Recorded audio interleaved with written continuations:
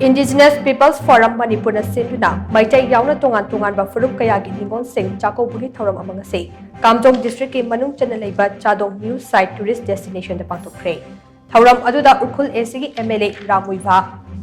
Thangzam Agro Industries Private Limited ki Managing Director Chakouba IPFM ki President Kasar IPSA ki Working President Thouram Athauba amati Saknai raba artist Aso Singlai na maru at bamichungnan sing oina sarudake Thouram aduga mari lainana MLA Ramuiba hai Chahi amagi manungta amukta magpangthokpa Ningol Chakouba asina mabung mawpa amadi mache machal singi marakta lainariba senglaba mari adu jasinhani asigumba top topa kumai ase malemgi atoba mafam da leiramloi ngasi Thouram pangthokliba mafam ase Department of Tourism na afaba moong da samgat sagatuna masak naiba tourist spot ama uihanbiyo hainasu mahana makachana fongdokhe Every Kangla ki Western Cape, ado Kangla de ki beer ticket receipt ro, every Ima market, Perampan market che. Thai na ibu iba matam de channa ke thel thoromi. Channa ke thel do Western Kangla ki sarok se, every tangpun na shembani hai na the law scheme tam ka ro ni yaw boni ding tharo baba, say tharo baba. Sina udli hai badi, every Meitei tangpun na ka ati na ka every relationship se. It goes back more than a millennia, 1,000 years. And badi, shumai na every nung si channa ba revive daw which yam na phajaba episode ni and idea to main thaje in relation bada wari phajaba beautiful legend amashu ai haining Thouram aduga mari lainana IPFM ki President Kasar hai Lamdam asida lairiba mabung mawpa amadi mache machal singi marakta lainariba senglaba mari adu hena chesil hanaba Phurup kayagi miyoi sing punsilaga Ningol Chakouba Thouram asi pangthokne Ningol Chakouba Thouram ase mamang ngaidade Meitei Phurup khaktagi oina thunarami adubu Ningol Chakouba na piriba nungi oiba machin mawpa anigi nuksinaba asina ching amadi tam khaidana Ningol Chakouba Thouram ase pangthokpa mathau tai khanduna pangthokpane afaba thabak ama Chingmi singna tawraklabadi maduda tamgi ichin inaw singna su sawgatpiba amadi tamgi miyoi singna tawrakpa thabak singda chingmi singna sawgatuna chingmi tami adige marakta lairiba nungsi chanaba adu amuka hena jesinnaba honasi hainasu fongdokhe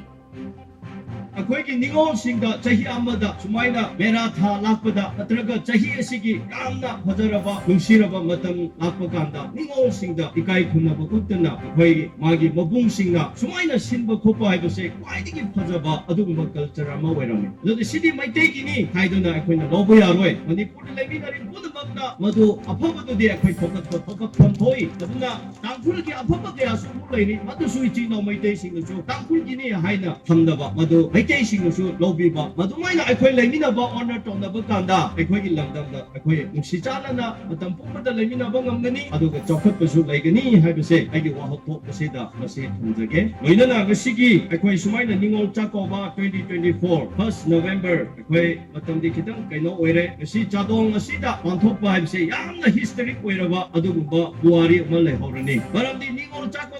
Chakouba ise tamda khakta oina dum tawrame phajabana akhoi gari Tamak Ching the Sutoroid of no Hibiki, Asada equating a sitting the Singaland Rabani.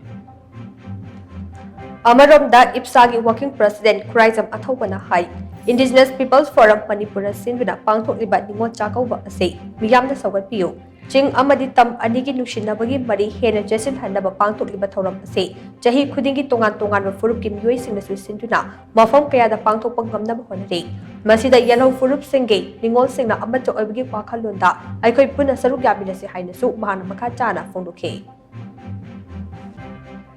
masi koi chacha gadoriba bus ahu masi loina ma full oidana koi Tonganba private gari car mayam amada su koi adjust tawga mayam se punna chatkadori aiba thorum masi koi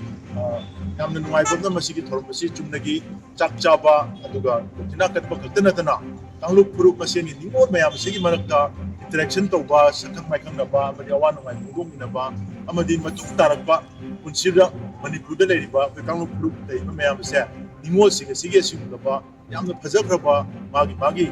Kanglu Phurup ki wangda sagai atopda tindo kanda hairiba sagai sigi amaga amaga session handanaba punjan handanaba gi mari du sagananaba gi yamna tanja chaba yamna kudung chaba tanja amani hana lojara kanda hairiba Thouram ase bana symbolic oina pangthok jabani